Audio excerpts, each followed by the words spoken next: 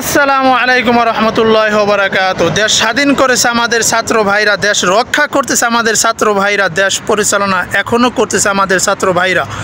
দেশের যত পরিষ্কার পরিচ্ছন্নতা থেকে শুরু করে সব ধরনের কাজ এখনও আমাদের ছাত্র ভাইরা করতেছে।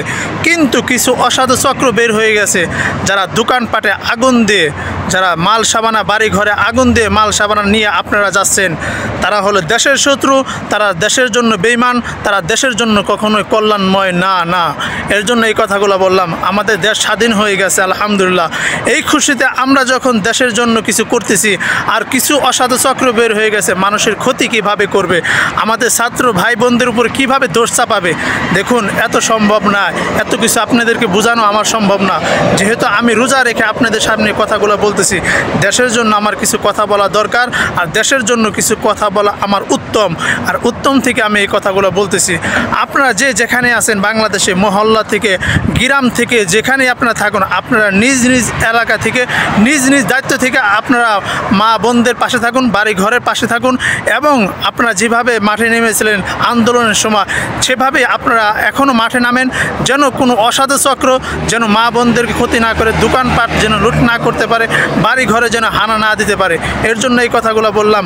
এই বাংলাদেশ সারা জীবন পর্যন্ত, যে পর্যন্ত বাংলাদেশ আছে সে পর্যন্ত অসাধু কিছু লোক থাকবে, অসাধু কিছু চক্র থাকবেই।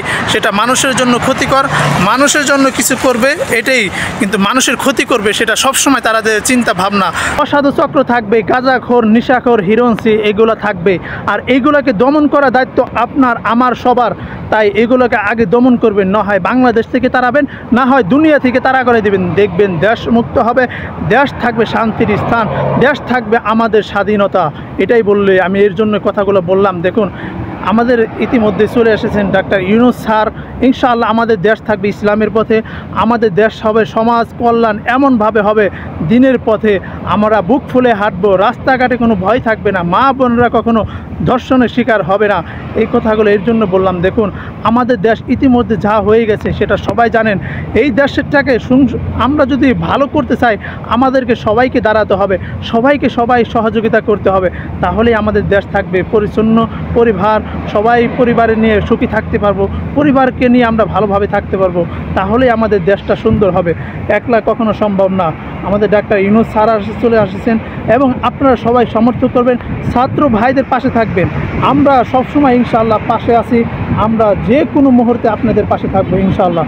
এই কথাগুলো এর জন্য বললাম। দেখুন, আমাদের বাংলাদেশ এখনও কিছু অসাধু চক্র আছে, যারা কম্বল নিয়ে, যারা এসির সুইচ নিয়ে, যারা একটা লাইট বাল্ব নিয়ে এখনও দৌড় পারতেছে, তারা গাঁজাখোর, নেশাখোর, তারা দেশের জন্য কখনো কল্যাণময় না। তাদেরকে দেশ থেকে দমন করতে হবে। কারণ কিছু কিছু গাঁজাখোর আছে, মা বোনকে চিনে না, ছেলে সন্তানকে চিনে না, তারা মা বোনদেরকে হত্যা করার জন্য পাগল হয়ে যায়।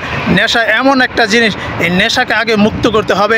আর একটা কথা, আমাদের ইন্ডিয়া পাস ছাড়তে হবে না, আর ইন্ডিয়ার পিছনে আমাদের ঘুরতে হবে না ইনশাআল্লাহ। ডাক্তার ইউনূস স্যার যদি ক্ষমতা আসে, ইন্ডিয়ার পা কখনো আমাদের ছাড়তে হবে না, ইন্ডিয়ার পিছনে আমরা কখনো ঘুরবো না। ইন্ডিয়ার মানুষ আমাদেরকে সেলুট জানাবে ইনশাআল্লাহ।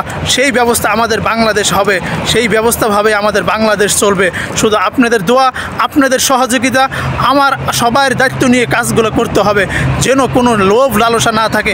যে যেখানে কাজ করুন, যে যেখানে সরকারে কাজ করতে যাবেন, কোনো ঘুষ হবে না। কেউ যদি ঘুষ চায়, আপনার কানের নিচে দায়িত্ব আপনার মারা। এই কথা বলে গেছে ছাত্র সমাজ, এই কথা বলেছে ছাত্র ভাইরা। আপনারা কানের পিছনে মারবেন, সেটা আপনার দায়িত্ব।